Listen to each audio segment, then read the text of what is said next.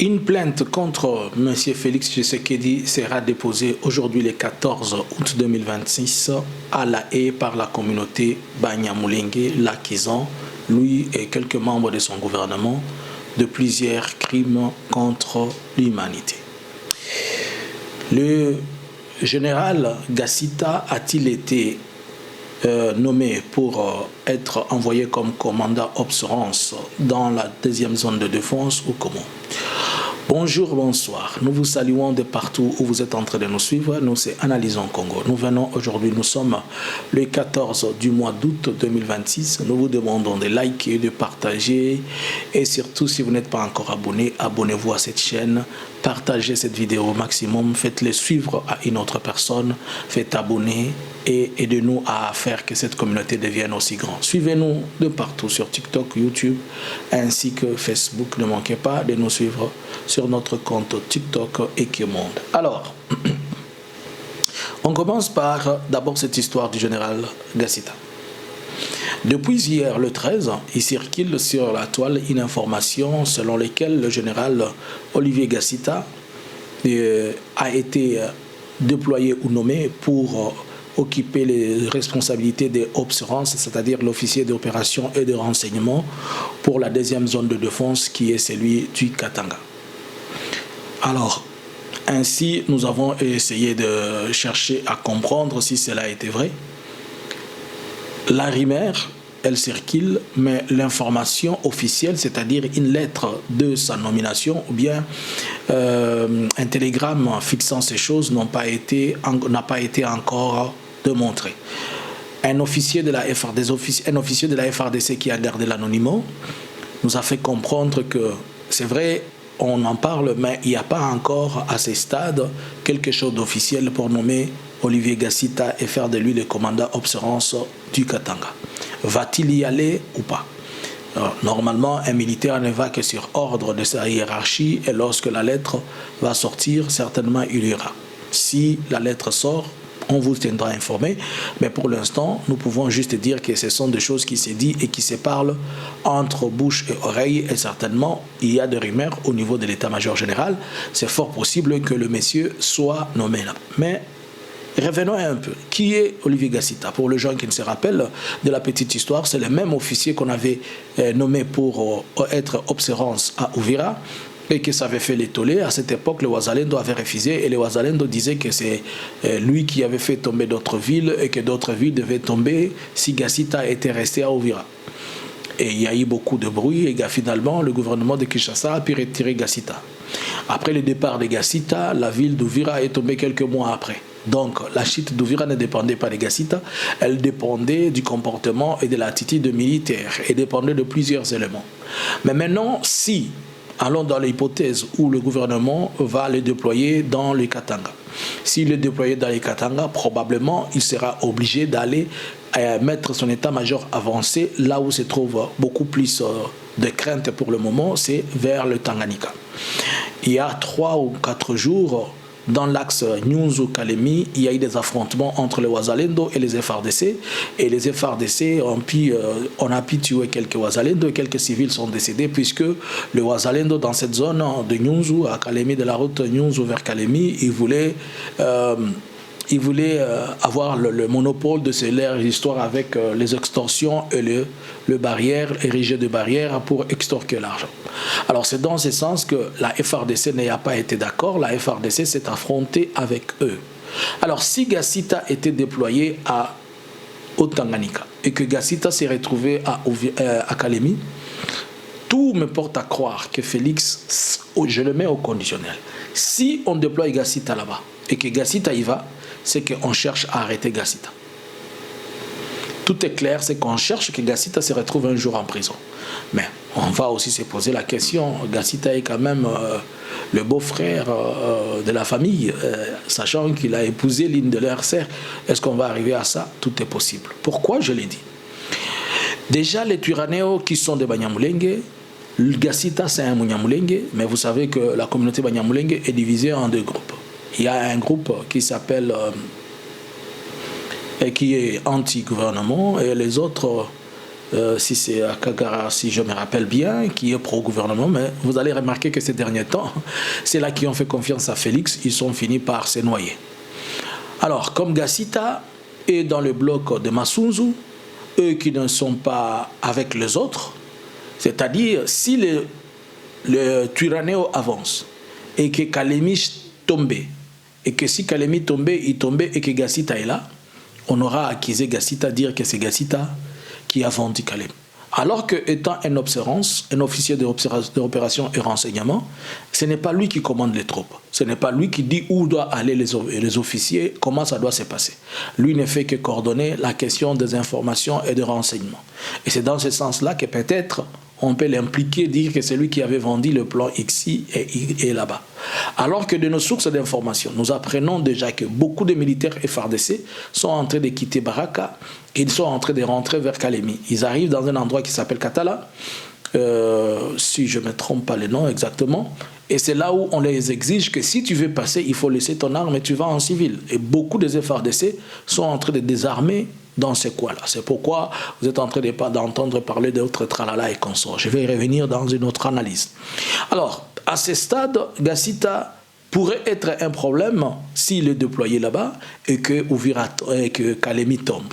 Peut-être en arrivant aussi à Kalemi, les gens vont aussi se soulever et dire non, nous aussi on ne veut pas de Gassita ici comme ça a été. Alors si aussi à Kalemi on le refuse, ça va démontrer ouvertement ce climat anti-Banyamulenge et anti-Tutsi du côté de gauche comme de droite. Mais Kalemi, comme Ouvira, il y a aussi des Banyamulenge tout autour de Kalemi, ça il ne faut pas l'oublier. À Moba, il y a des Banyamulenge, à Viura, au-dessus de Kalemi, il y a des Banyamulenge. Donc, wait and see comment les choses vont se passer. Alors, aujourd'hui, nous sommes les 14.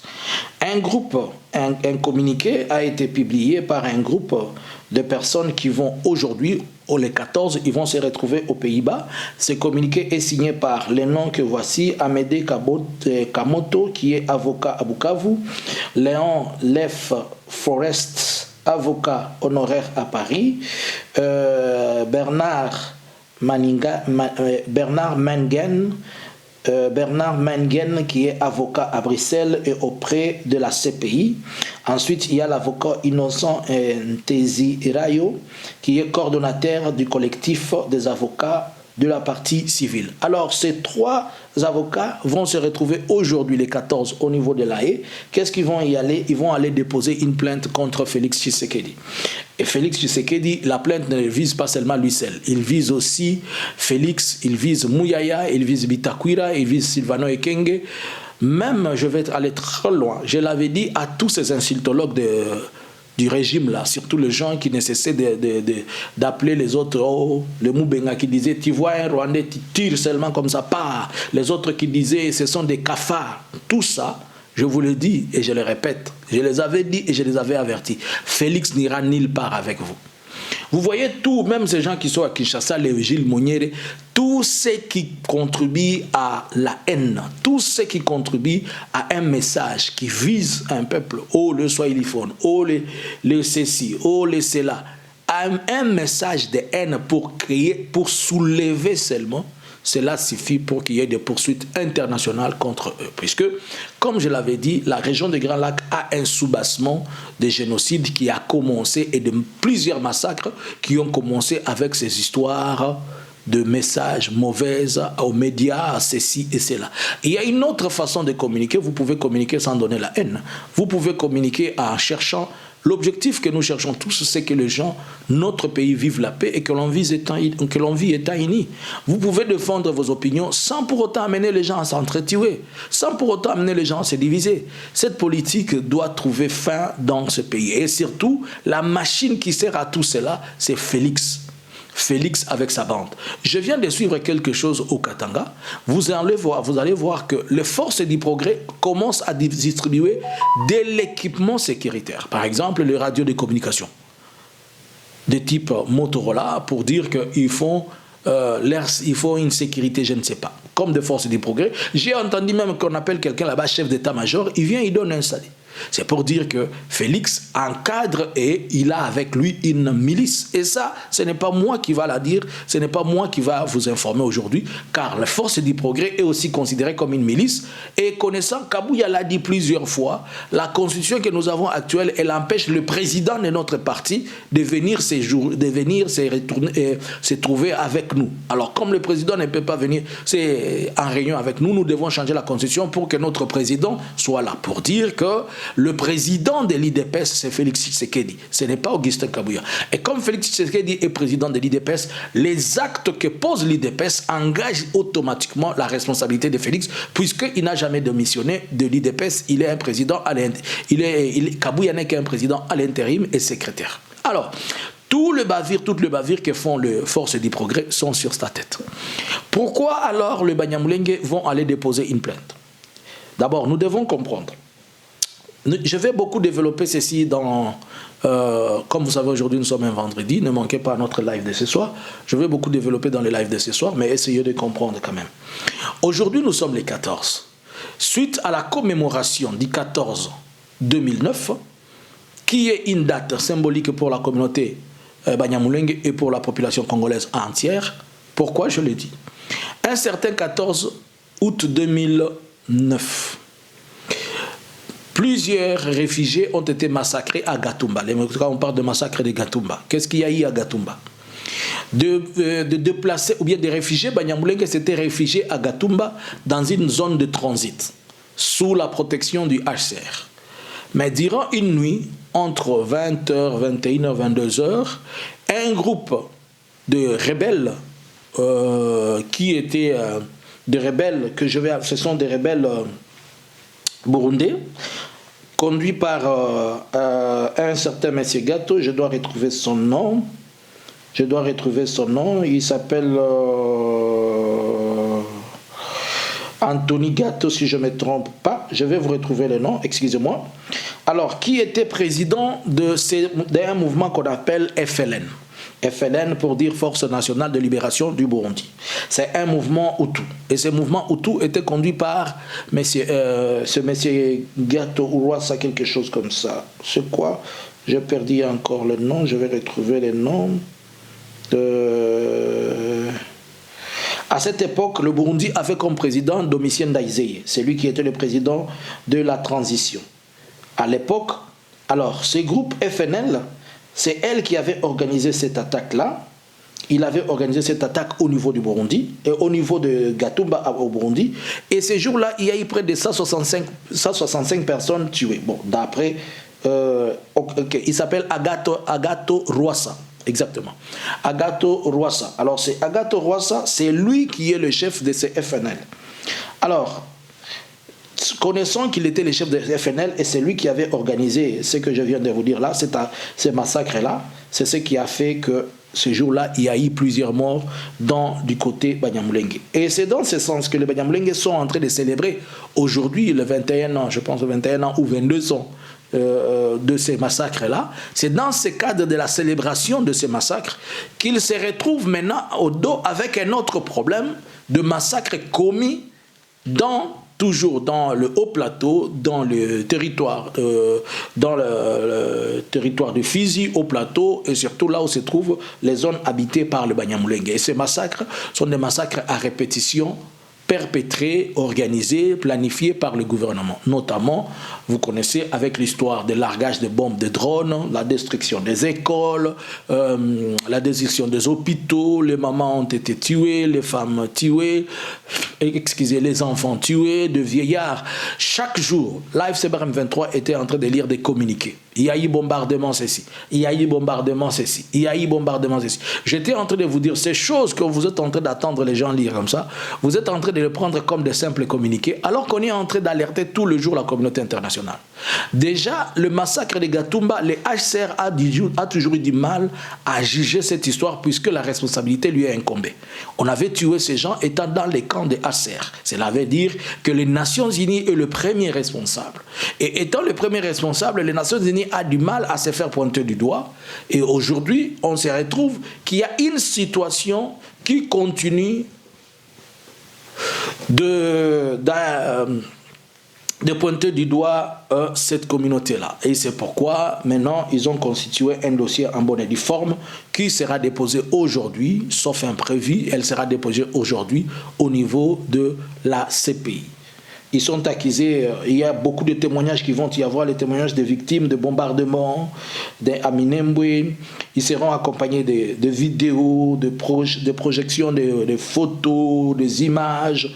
Le procureur, on va présenter au procureur toute la situation depuis le 26 mai 2023, le 30 mai 2024, le 12 septembre 2024, le 7 janvier 2025, le 18 février 2025, le 17 février 2026 et d'autres jusqu'à ces jours. Alors, des victimes vont y être, vont donner leur témoignage et tout cela.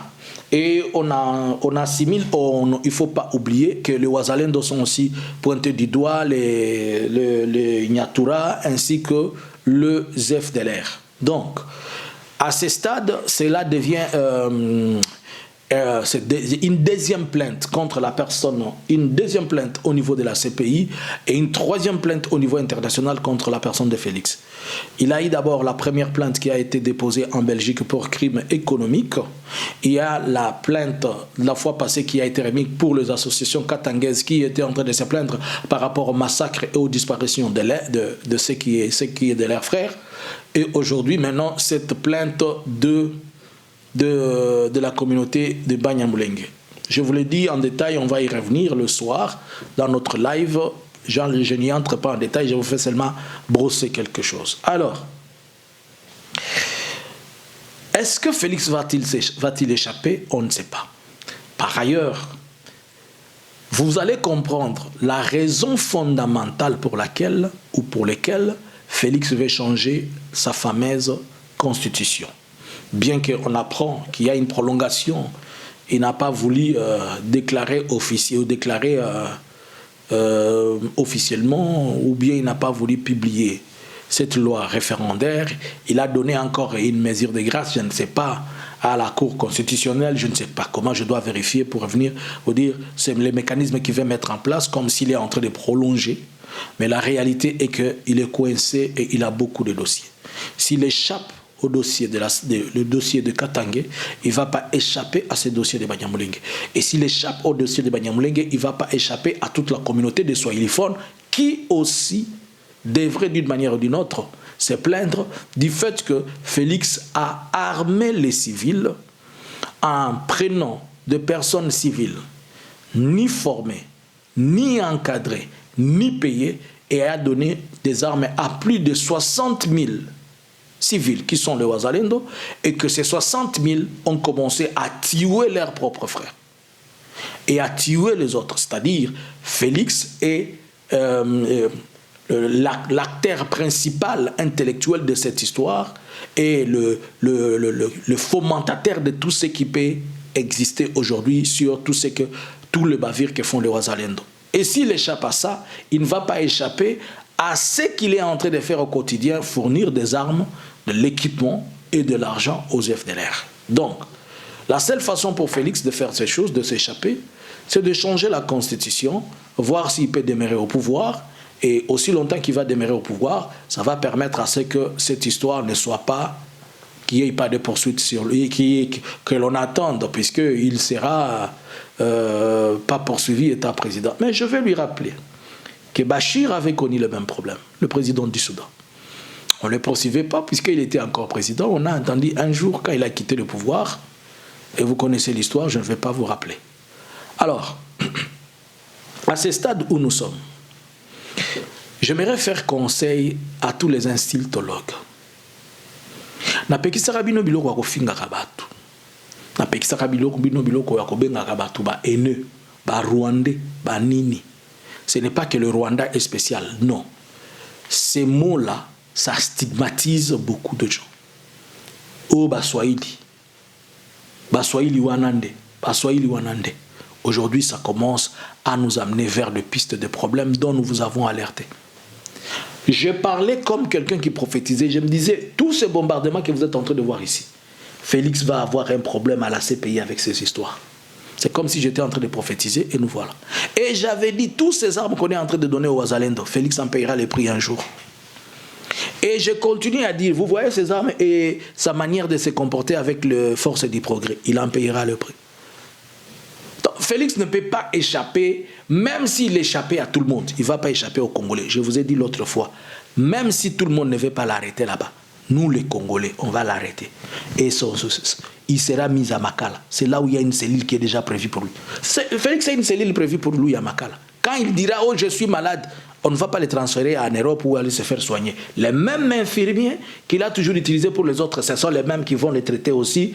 Quand on veut l'amener, il a un problème de tension, on va utiliser un thermomètre. Comme lui n'a pas acheté de l'équipement pour soigner les autres, il va subir la même rigueur de la loi et la même chose qu'il a fait.